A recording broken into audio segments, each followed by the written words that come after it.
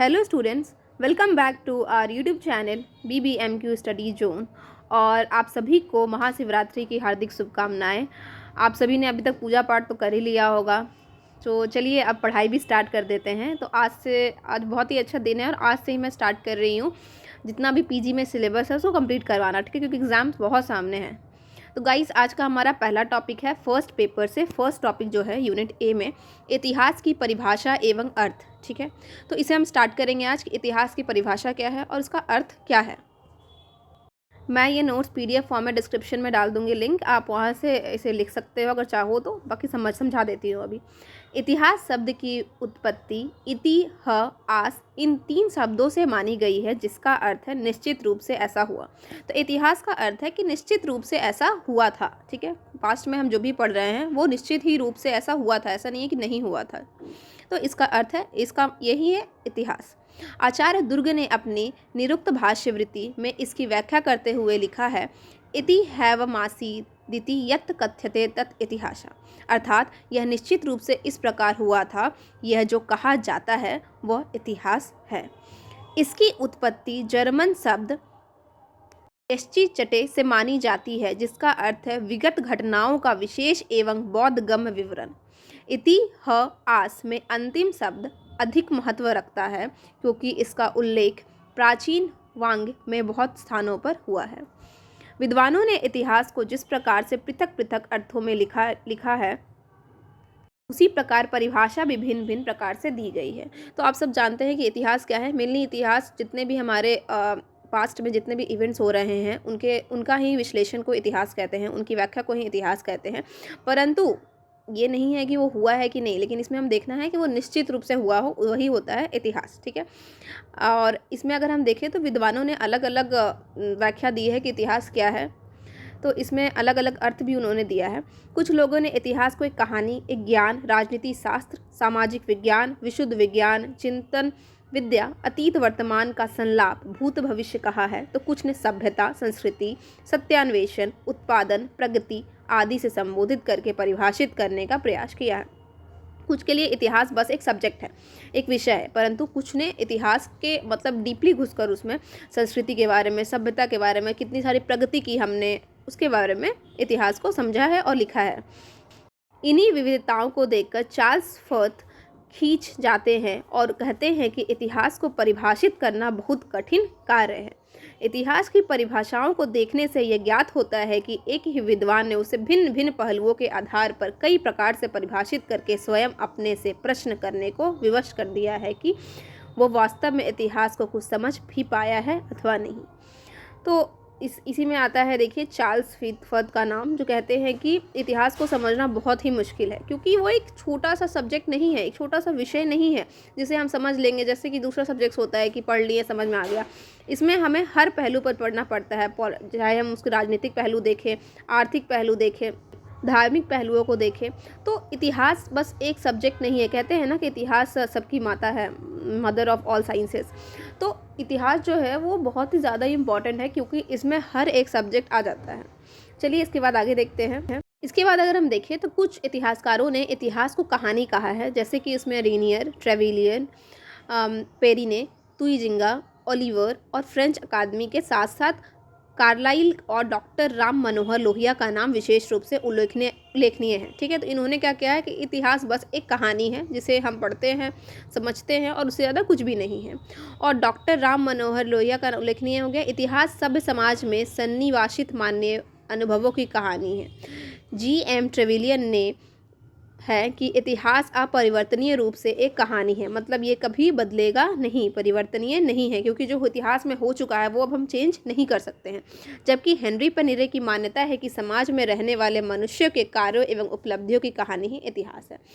जबकि हेनरी पेरिने क्या कहते हैं कि समाज में जो इंसान रह रहे हैं, उनके कार्य, जो उन्होंने काम किए और उनकी उपलब्धियाँ क्या क्या अचीवमेंट उन्होंने ली, मतलब कैसे प्रगति की उन्होंने, डेवलपमेंट कैसे हुआ, उसकी ही कहानी इतिहास है। तो गाइज़, आप सबको इतिहासकारों के नाम को याद रखना पड़ेगा और एग्ज़ाम में लिखना पड़ेगा, यही आपके मार्क्स आपको ज़्यादा मिलेगा इससे, क्योंकि जब एग्जामिनर चेक करेगा तो दे विल फाइंड आउट कि आप लिखे हो कि नहीं हिस्टोरियंस का नेम, तो आपको लिखना ज़रूरी है, तो याद रखना है इसको, ठीक है। तुइजिंगा के अनुसार इतिहास अतीत की कथात्मक घटनाओं का उल्लेख है। अतीत में जो हुआ है उसे कथा के तौर पर, कहानी के तौर पर हम जब बोलते हैं तो वो घटनाओं को उनके हिसाब से तुइजिंगा ने इतिहास को इसी से संबोधित किया है। यह स्मरणीय वस्तुओं की कहानी, अतएव इतिहासकार को चाहिए कि वो इसकी कहानी को बतला दे किंतु कोई उपदेश अथवा नैतिक विचार न व्यक्त करे। यदि हम देखें तो पाएंगे कि इतिहास में कतिपय घटनाएं एक कहानी की तरह प्रस्तुत की गई है, किंतु उन्हें केवल कहानी कहकर उसके महत्व को घटाना सर्वथा अनुचित है। इतिहास के कथा वृत्तांत होने पर भी यह केवल एक कहानी नहीं है। इतिहास से हमें बहुत प्रकार की जानकारी मिलती है, जैसे कि हमें ज्ञान प्राप्त होता है। हम इतिहास में कैसे लोग रहते थे, उनके क्या क्या काम करते थे, उनके एक्टिविटीज़ क्या क्या थी, किस तरह कपड़े पहनते थे, क्या खाते पीते थे, कैसे घरों में रहते थे, हमें सब जानने को मिलता है। और साथ ही साथ हमें यह भी सीख मिलती है कि हमें फ्यूचर में जो हमारा आने वाला कल है उसमें किस प्रकार से अपने गतिविधियों को चेंज करना है ताकि हम अचीवमेंट हासिल कर सकें और सक्सेसफुल हो सकें। के बाद हम कुछ इतिहासकारों का मत देखेंगे कि उनके हिसाब से इतिहास क्या है। प्रोफेसर कार ने इतिहास को एक स्थान पर दो परिभाषित किया है। वस्तुतः इतिहास का तथ्यों के बीच अंतर किया कि अधीनी प्रक्रिया तथा वर्तमान और अतीत के बीच अनवरत परिसंवाद है। तो प्रोफेसर कार क्या कहते हैं कि जब एक इतिहासकार, हिस्टोरियन, जब अपने तथ्यों, अपने फैक्ट्स के साथ बातचीत करता है, उससे वो फाइंड आउट करता है कि क्या क्या हुआ था, क्या क्या घटनाएं हुई थी, उसे ही इतिहास कहते हैं।